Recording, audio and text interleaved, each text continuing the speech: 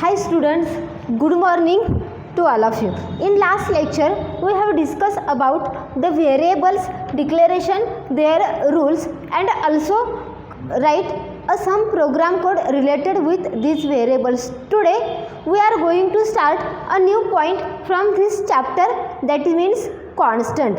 आता या कॉन्स्टंटवरती तुम्हाला एक्झामला क्वेश्चन विचारला जातो की what is mean by constants, how constants are declared, explain with example. आता लास्ट लेक्चरला जे आपण व्हेरिएबल डिक्लेरेशन पाहिलं त्याच पद्धतीने इथं काय केले जातात तर कॉन्स्टंट डिक्लेअर केले जातात. आता ज्याला तुम्ही एखादी व्हॅल्यू कॉन्स्टंट म्हणताय त्याला त्या व्हॅल्यू थ्रूआउट प्रोग्राम चेंज होत नाही. बघा, ज्याला तुम्ही एखादा व्हेरिएबल डिक्लेअर करता त्यावेळेला त्याच्यामधली व्हॅल्यू व्हॅरी होते म्हणून त्याला काय म्हटलं जातं तर व्हेरिएबल म्हटलं जातं. पण ज्याला एखादा व्हेरिएबल तुम्ही ॲज अ कॉन्स्टंट म्हणून डिक्लेअर करता त्यावेळेला त्याला असाइन केलेली व्हॅल्यू ही थ्रूआउट प्रोग्राम चेंज होऊ शकत नाही म्हणून त्याला काय म्हटलं जातं कॉन्स्टंट. फॉर एक्झाम्पल मी एक नॉर्मल व्हेरिएबल इथं डिक्लेअर करते, int A is equal to 10. Okay, हा एक मी नॉर्मल व्हेरिएबल डिक्लेअर केलेला आहे ए नावाचा, की ज्याचा डेटा टाईप आहे इंटिजर आणि त्याच्यासाठी जी व्हॅल्यू असाइन केलेली आहे ती व्हॅल्यू आहे 10. पण ज्याला हा प्रोग्राम एक्झिक्युशन होतो त्याला जर मी सपोज असं म्हटलं की A is equal to A plus 1. Okay, तर एमध्ये स्टोअर असणारी व्हॅल्यू आता किती झाली हो 11. म्हणजेच काय तर ए मधल्या व्हॅल्यूमध्ये चेंज झाला म्हणून आपण त्याला व्हेरिएबल म्हणतो. पण ज्याला तुम्ही एखादा कॉन्स्टंट तुमच्या प्रोग्राममध्ये डिक्लेअर करता आणि त्याला जी व्हॅल्यू असाइन करता त्याच्यावरती तुम्ही कोणतंही अरिथमॅटिक ऑपरेशन परफॉर्म करू शकत नाही. म्हणजे त्याच्यामध्ये इन्क्रीमेंट करू शकत नाही किंवा त्याच्यामध्ये डिक्रीमेंट करू शकत नाही.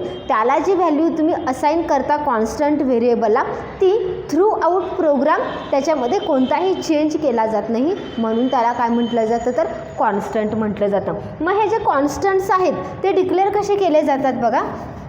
त्याच्यासाठीचा जो सिंटॅक्स आहे त्याच्यासाठी पहिला वर्ड आहे कॉन्स्ट.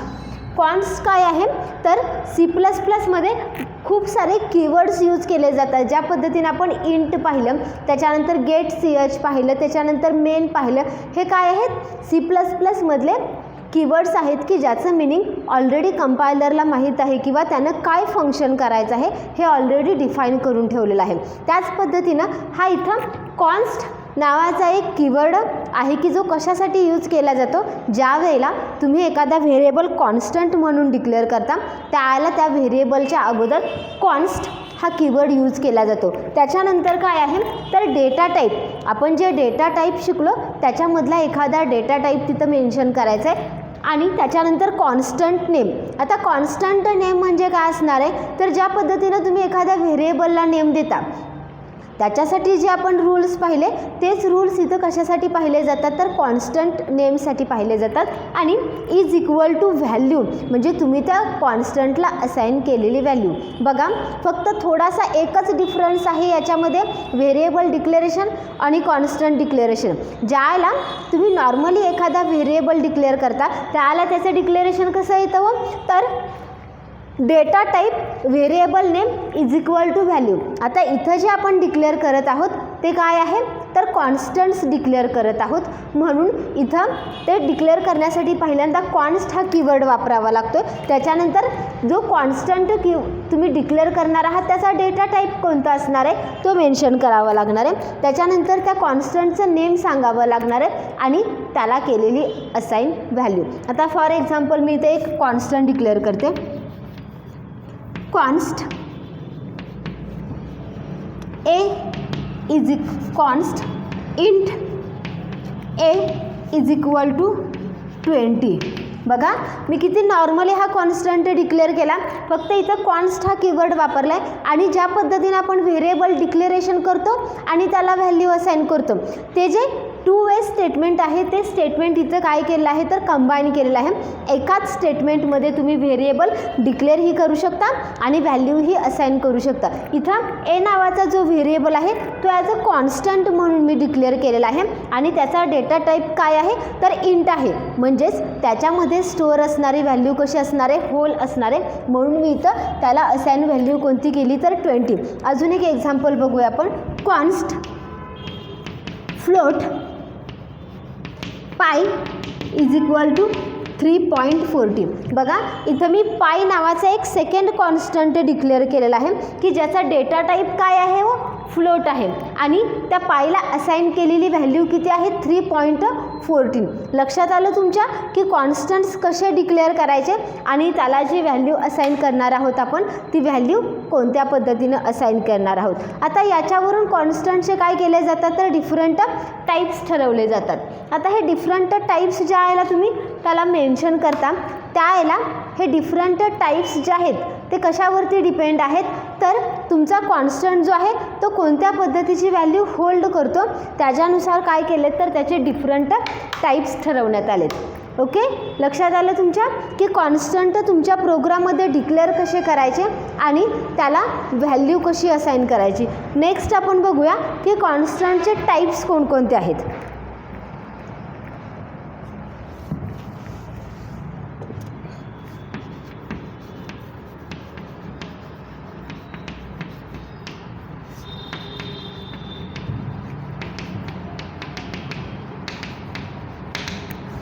Constant types.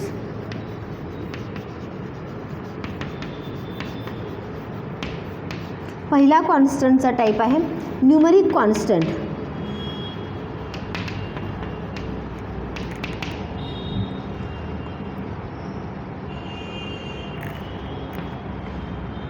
त्याच्यामधला ए इंटिजर कॉन्स्टंट.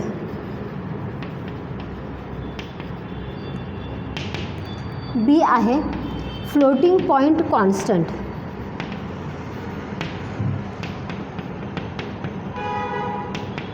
आणि थर्ड आहे कॅरेक्टर कॉन्स्टंट.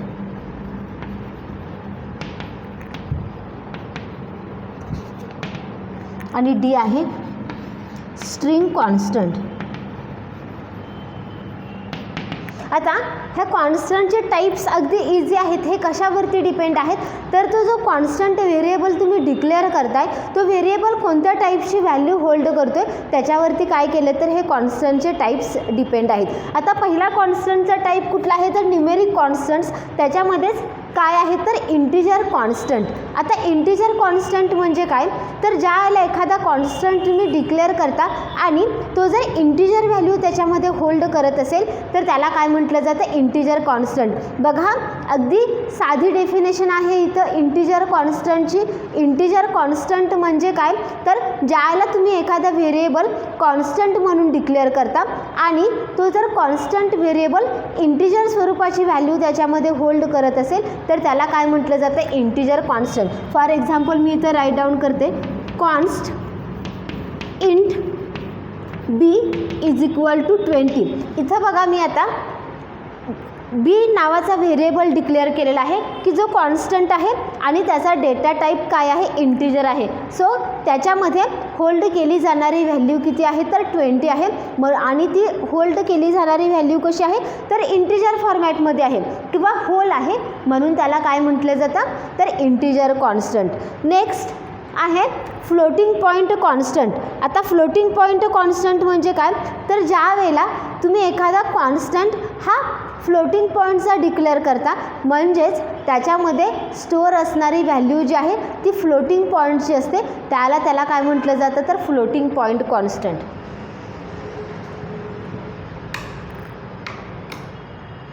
बघा फ्लोटिंग पॉईंट कॉन्स्टंट म्हणजे लक्षात आलं तुमच्या की ज्या वेळेला एखादा कॉन्स्टंट तुम्ही ॲज अ फ्लोटिंग पॉईंट व्हेरिएबलचा डिक्लेअर करता म्हणजेच त्याच्यामध्ये स्टोअर असणारी व्हॅल्यू हे फ्लोटिंग पॉईंटची येते त्याला काय म्हटलं जातं floating point. For example const float पाय इज इक्वल टू 3.14. आता इथं पाय नावाचा हा व्हेरिएबल मी डिक्लेअर केला आहे तो कसा आहे वो तर कॉन्स्टंट आहे आणि त्याचा डेटा टाईप काय आहे तर फ्लोट आहे. म्हणजेच त्याच्यामध्ये जी तुम्ही स्टोअर करणार आहात व्हॅल्यू ती व्हॅल्यू कशी असणार आहे ॲज अ फ्लोटिंग पॉईंट असणार आहे किंवा त्याच्यामध्ये डेसिमल पॉईंट असणार आहे म्हणून त्याला काय म्हटलं जातं तर फ्लोटिंग पॉईंट कॉन्स्टंट. थर्ड कॉन्स्टंटचा टाईप आहे कॅरेक्टर कॉन्स्टंट. आता कॅरेक्टर कॉन्स्टंट कोणकोणते येतात बघा.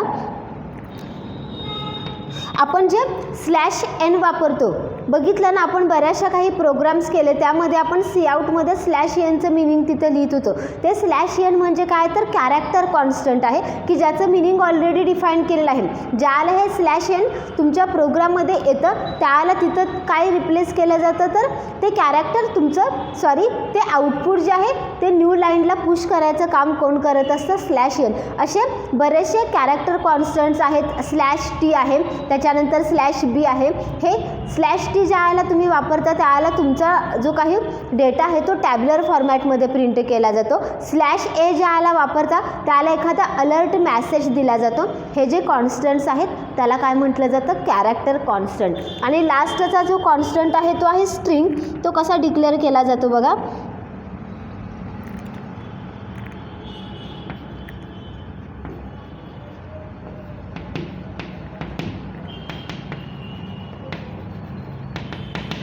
कॅरेक्टर स्ट्रिंग कॉन्स्टंट म्हणजे काय, तर ज्याला तुम्ही कॅरेक्टरचा ग्रुप तयार करता त्याला काय म्हटलं जातं, तर स्ट्रिंग. ज्याला तुम्ही कॅरेक्टर हा डेटा टाईप मेन्शन करता त्याला तो फक्त एक सिंगल कॅरेक्टर होल्ड करतं. पण ज्याला तुम्ही स्ट्रिंग हा डेटा टाईप मेन्शन करता किंवा स्ट्रिंग हा एक डिराइव्ड डेटा टाईप आहे की जो कुणापासून तयार केला जातो, कॅरेक्टरपासून. ज्याला तुम्ही नंबर ऑफ कॅरेक्टर्स एकत्र आणता आणि त्याच्यापासून जर एखादा वर्ड तयार केला तर त्याचा डेटा टाईप काय असू शकतो, स्ट्रिंग असू शकतो. आणि त्याला काय म्हटलं जातं, तर स्ट्रिंग कॉन्स्टंट. लक्षात आलं तुमच्या की कॉन्स्टंटचे टाईप्स कोणकोणते आहेत. हे टाईप्स तुम्हाला एक्झामला मेन्शन करायचे नाही आहेत, फक्त तुम्हाला ते कॉन्स्टंटचे टाईप्स कसे डिराईव्ह केले जातात किंवा ते कशावरून ठरवले जातात हे माहीत असावं, त्याच्यासाठी हे कॉन्स्टंटचे टाईप मेन्शन केलेले आहेत. आता याच्याशी रिलेटेड आपण एक एक्झाम्पल घेऊया. Write a program in C++. बघा इथं आपण प्रोग्राम कोड राईट डाऊन करणार आहोत कॉन्स्टंटशी related. Question, write a program in C++ to find out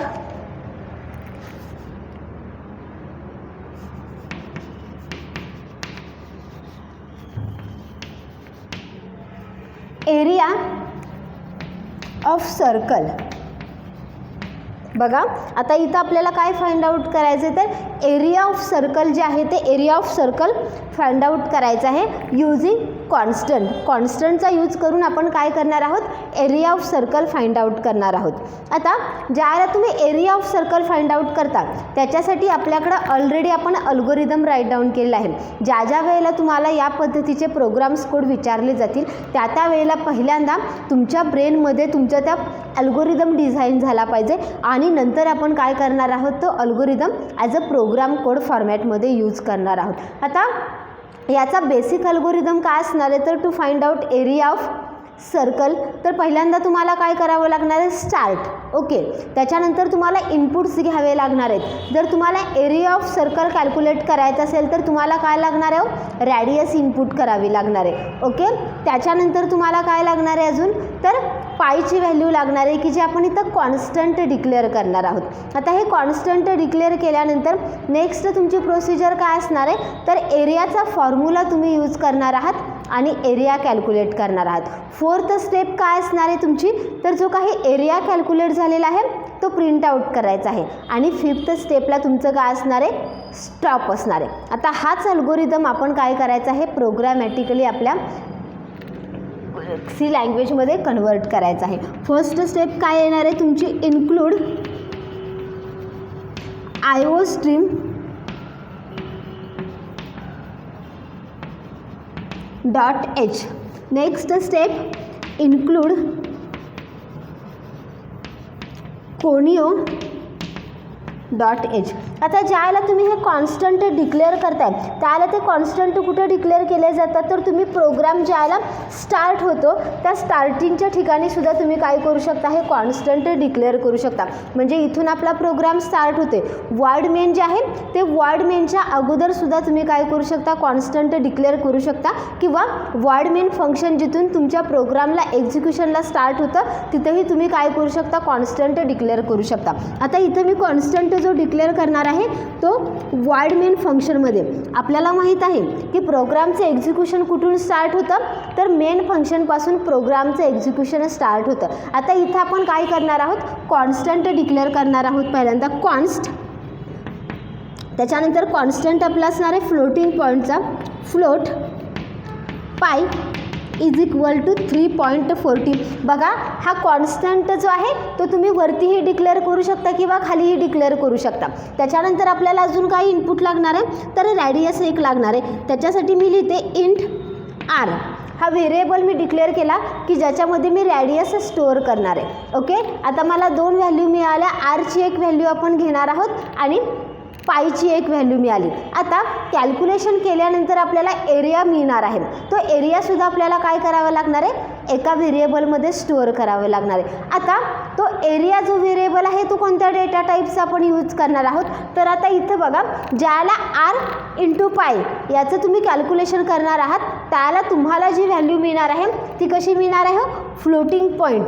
का, कारण या दोघांच्यापैकी एकाची व्हॅल्यू ही डेसिमलमध्ये आहे. सो इथं आपल्याला जे काही कॅल्क्युलेशन करून ॲन्सर मिळणार आहे ते ॲन्सरसुद्धा कसं असणार आहे, फ्लोटिंग पॉईंटमध्ये. म्हणून आपण एरिया जो व्हेरिएबल आहे तो फ्लोटमध्ये डिक्लेअर करणार आहोत, फ्लोट एरिया.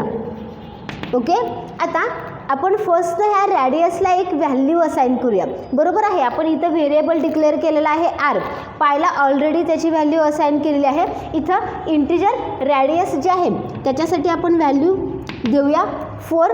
ही रॅडियसला व्हॅल्यू दिली. आता आपलं फक्त काय करायचं राहिले, कॅल्क्युलेशन करायचं राहिले. बघा प्रोग्राम एकदा व्यवस्थित बघा तर तुमच्या लक्षात येईल की आपण इथं काय काय केलेलं आहे. पहिल्यांदा आपण कॉन्स्टंट एक डिक्लेअर केला आहे पाय आणि त्याला व्हॅल्यू असाइन केलेली आहे 3.40.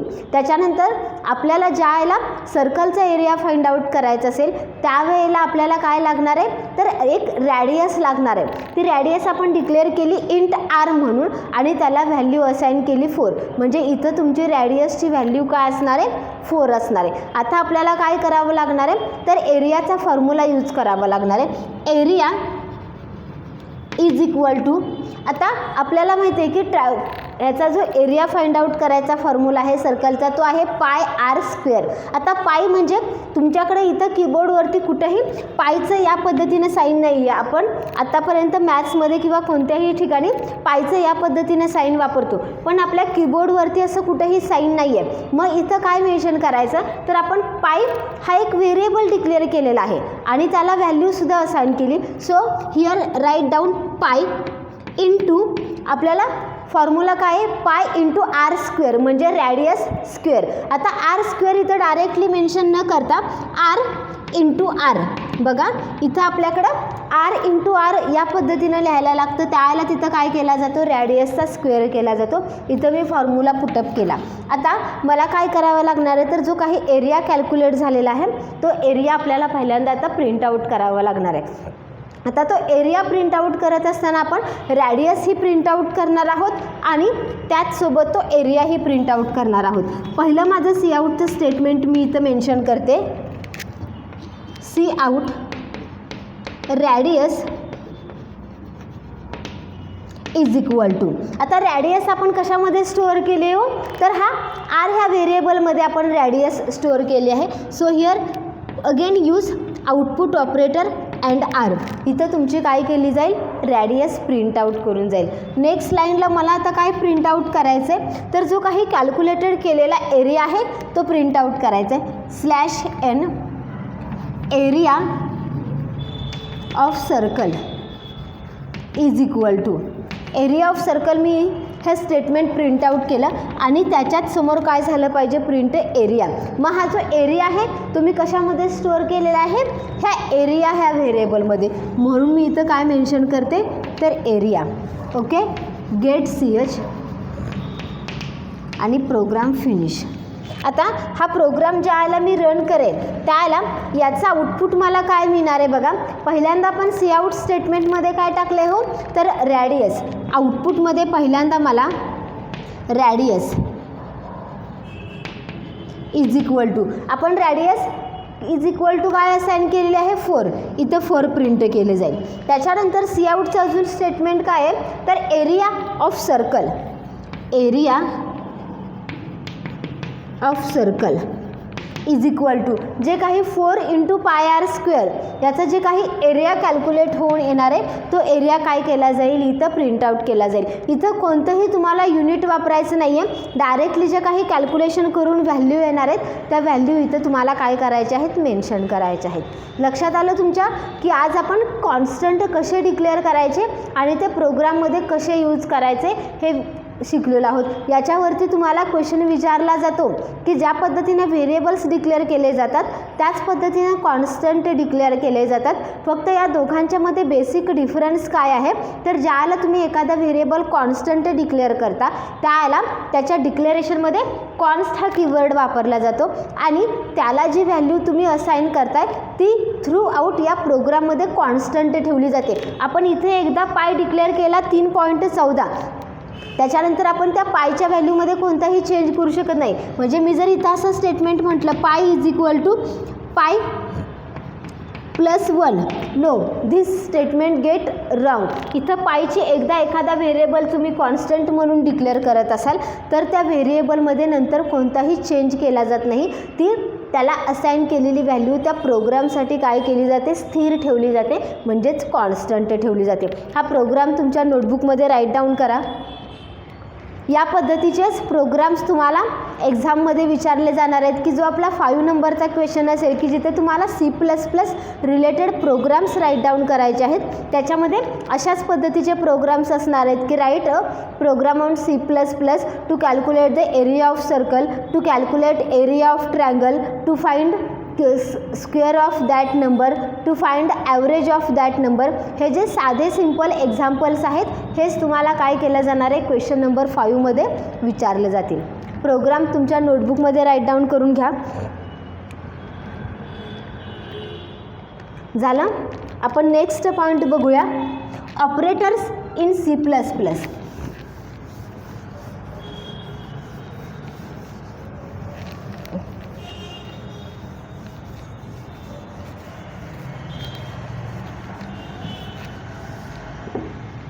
नेक्स्ट पॉइंट आहे ऑपरेटर्स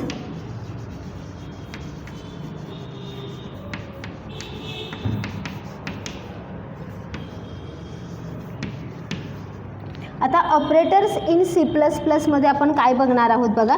ऑपरेटर्स कशासाठी यूज केले जातात हो, तर मॅथमॅटिकल ऑपरेशन परफॉर्म करण्यासाठी काय केला जातो, या ऑपरेटरचा यूज केला जातो. आता ऑपरेटर मेनली 2 कॅटेगरीमध्ये क्लासिफाय केले जातात. एक आहे युनरी ऑपरेटर आणि सेकंड वन आहे बायनरी ऑपरेटर. आता ऑपरेटरचं मिनिंग तुमच्या पहिल्यांदा लक्षात आलं आहे का बघा. ऑपरेटर म्हणजे काय, तर ज्याला एखादं मॅथमॅटिकल कॅल्क्युलेशन तुम्ही परफॉर्म करता त्याला ज्या साईनचा यूज केला जातो त्या साईनला काय म्हटलं जातं, तर ऑपरेटर म्हटलं जातं. मग मध्ये जे साईन येतं प्लस असेल मायनस असेल या साईनला काय म्हटलं जातं, तर ऑपरेटर. आणि याच्यात सोबत अजून एक वापरलं जातं ते आहे ऑपरंड. बघा ऑपरेटर आणि ऑपरंड हे 2 वेगवेगळे वर्ड आहेत. ऑपरंड म्हणजे काय की ज्याच्यावरती तुम्ही ऑपरेशन परफॉर्म करत असता त्या व्हॅल्यूला काय म्हटलं जातं, तर ऑपरंड म्हटलं जातं. म्हणजे फॉर एक्झाम्पल 3 + 5 हे जर ऑपरेशन मी परफॉर्म करत असेल तर 3 हा एक ऑपरंड झाला आणि 5 हा एक सेकंड ऑपरंड झाला. कोणतंही मॅथमॅटिकल एक्सप्रेशन ज्याला तुम्ही इव्हॅल्युएट करता त्याला तुम्हाला तिथं 2 नंबरची गरज असते. त्या 2 नंबरलाच इथं काय म्हटलं जातं, तर ऑपरंड म्हटलं जातं. मग आता ज्याला तुम्ही ऑपरेटर्स यूज करता त्याला त्याच्यामध्ये 2 टाईप्सचे ऑपरेटर्स मेनली आहेत. एक आहे युनरी ऑपरेटर आणि सेकंड वन आहे बायनरी ऑपरेटर. आता युनरी ऑपरेटर म्हणजे काय की ज्या ऑपरेशनमध्ये फक्त एकाच ऑपरंडची गरज असते त्याला काय म्हटलं जातं, युनरी ऑपरेटर. बघा मॅथमॅटिकल एक्सप्रेशन करायचं आहे पण इथं काय केलं जातं, तर एकच ऑपरंडचा यूज केला जातो त्याला काय म्हटलं जातं, युनरी ऑपरेटर. आणि ज्या मॅथमॅटिकल एक्सप्रेशनमध्ये 2 ऑपरेटर्सची गरज असते त्याला काय म्हटलं जातं, बायनरी ऑपरंड. एक ऑपरंड जर तुम्ही वापरत असाल म्हणजेच एकाच संख्येवरती तुम्ही एकाच नंबरवरती जर तुम्ही एखादं ऑपरेशन परफॉर्म करत असाल तिथं होतं युनरी ऑपरेटर. आणि ज्याला तुम्हाला 2 नंबर्सवरती ऑपरेशन परफॉर्म करायचं असतं त्याला तिथं होतं बायनरी ऑपरेटर. मग इथं युनरी ऑपरेटरमध्ये ए आहे तो आहे इन्क्रीमेंट, आणि सेकंड वन बी आहे तो आहे decrement operator.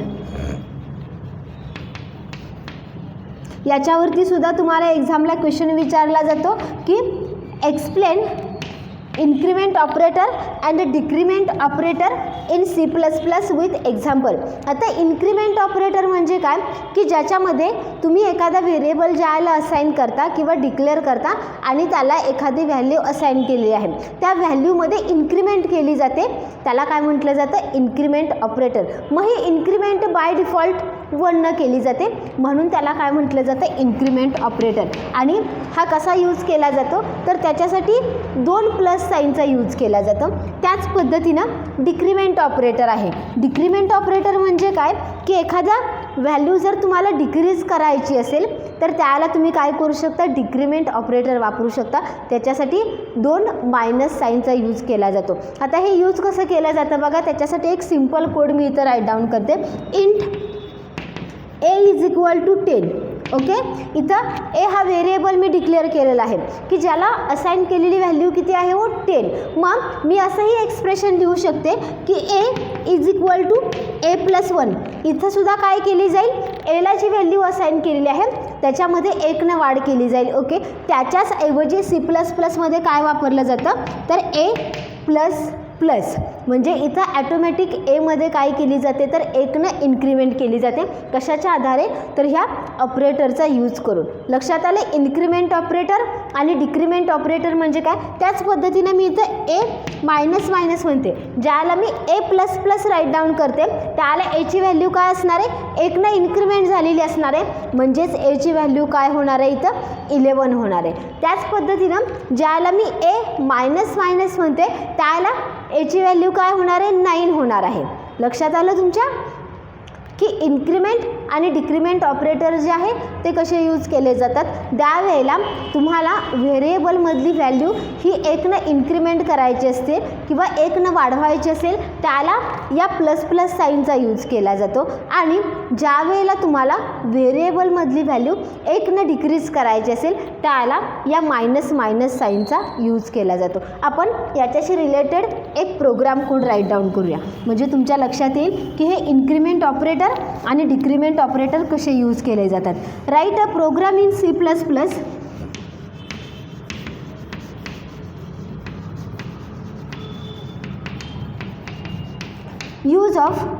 Use increment and decrement operator. बघा मी इथे एक प्रोग्राम साधा लिहिते की ज्याच्यामध्ये इन्क्रीमेंट ऑपरेटर आणि डिक्रीमेंट ऑपरेटर यूज केला जातो. कसा ते आपण मेन्शन करणार आहोत. प्रोग्राम कोड आपण लिहूयात. Include iostream .h, include conio .h and void main. Okay, आता इथून आपला प्रोग्राम कोड राहायला आपण सुरुवात करणार आहोत. आपल्याला काय फाइंड आउट करायचं तर इन्क्रीमेंट आणि डिक्रीमेंट ऑपरेटर कसे यूज केले जातात. त्याच्यासाठी पहिली स्टेप आपली काय असणार आहे तर एक व्हेरिएबल आपण डिक्लेअर करणार आहोत आणि या व्हेरिएबलवरती आपण इन्क्रीमेंट आणि डिक्रीमेंट ऑपरेशन करणार आहोत. इथं मी व्हेरिएबल डिक्लेअर करते int number is equal to 50. बघा मी नंबर नावाचा एक व्हेरिएबल डिक्लेअर केला आहे की ज्याचा डेटा टाईप इंटिजर आहे आणि त्याला असाइन केलेली व्हॅल्यू 50. आता इथं अजून एक मी मेन्शन करते की हे इन्क्रीमेंट आणि डिक्रीमेंट ऑपरेटर फक्त इंटिजर डेटा टाईपवरतीच काय केले जातात यूज केले जातात. फ्लोटिंग पॉईंट डेटा टाईपवरती ते यूज केले जात नाहीत. इथं नंबर हा एक व्हेरिएबल डिक्लेअर केला आहे की ज्याचा डेटा टाईप आहे इंटिजर आणि त्याला व्हॅल्यू असाइन केलेली आहे 15. आता पहिल्यांदा आपण ह्या व्हेरिएबलमधली व्हॅल्यू प्रिंट आउट करूया. C out value in number. सुरुवातीला त्याच्यामध्ये स्टोअर असलेली आपण व्हॅल्यू प्रिंट करूया NO. याच्यामध्ये जी व्हॅल्यू स्टोअर आहे ती प्रिंट आउट केली जाईल. नेक्स्ट स्टेपमध्ये आपण काय करणार आहोत, तर ह्या नंबरमध्ये इन्क्रीमेंट करणार आहोत. म्हणून मी इथं लिहिते नंबर प्लस प्लस. आता ज्याला मी नंबर प्लस प्लस म्हणते त्याला ॲटोमॅटिक याची जी व्हॅल्यू आहे त्याच्यामध्ये 1ने इन्क्रीमेंट केली जाईल. म्हणजेच नंबरची व्हॅल्यू आता काय होणार आहे, तर 51. C out after increment. बघा मी काय इथं मेन्शन करते की इन्क्रीमेंट झाल्यानंतर एनओमध्ये व्हॅल्यू किती असणार आहे किंवा नंबरमध्ये व्हॅल्यू किती असणार आहे ती इथं प्रिंट आउट केली जाईल.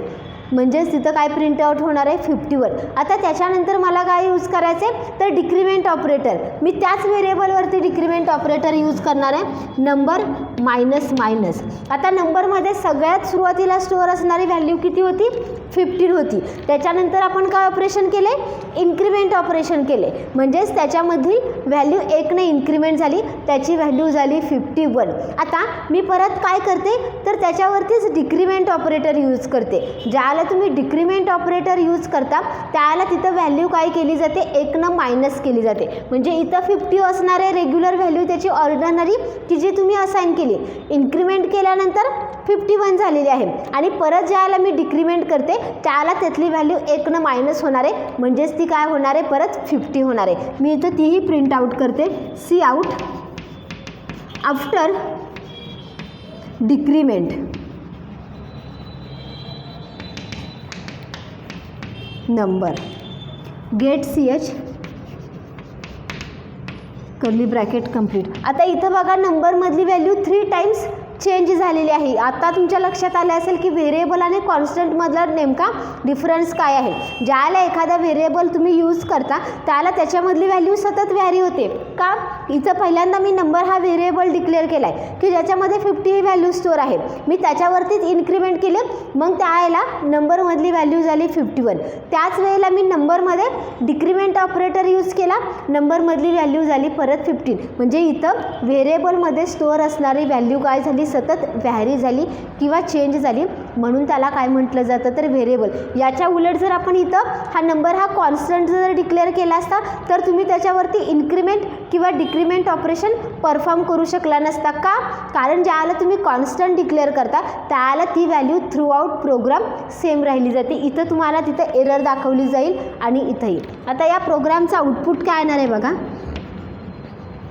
पहिल्यांदा काय प्रिंट सी आउटमध्ये आपण दिले, तर value in number, value in number is equal to नंबरमध्ये व्हॅल्यू सुरुवातीला किती आहे हो, 50. त्याच्यानंतर मी काय स्टेटमेंट देते, तर आफ्टर इन्क्रीमेंट, आफ्टर इन्क्रीमेंट. आता 50मध्ये इन्क्रीमेंट झाली म्हणजे 1ने त्याची व्हॅल्यू काय होणार आहे, इन्क्रीज होणार आहे. म्हणजे इथं ती व्हॅल्यू किती प्रिंट आउट होईल, 51. त्याच्यानंतर मी काय ऑपरेशन करते, नंबर मायनस मायनस. म्हणजे तिथं 1ने व्हॅल्यू काय होणार आहे, माझी कमी होणार आहे. आणि ते आउटपुट काय येते, तर after decrement is equal to परत काय होणार आहे, 50. बघा तुम्ही सुरुवातीला असाइन केलेली व्हॅल्यू 50 होती. त्याच्यानंतर ज्याला तुम्ही इन्क्रीमेंट ऑपरेशन परफॉर्म करताय त्याला व्हॅल्यू झाली 51. आणि ज्याला तुम्ही डिक्रीमेंट ऑपरेशन परफॉर्म करताय त्याला परत ती व्हॅल्यू काय केली जाते, 1ने मायनस केली जाते. लक्षात आलं तुमच्या की आजच्या लेक्चरला आपण काय काय स्टडी केलं, तर कॉन्स्टंट्स कसे डिक्लेअर करायचे आणि ऑपरेटर्स इन C++ मधील इन्क्रीमेंट आणि डिक्रीमेंट ऑपरेटर जो आहे तो कसा यूज करायचा. आजचं लेक्चर हे आपण इथंच स्टॉप करूयात. Good bye, have a nice day.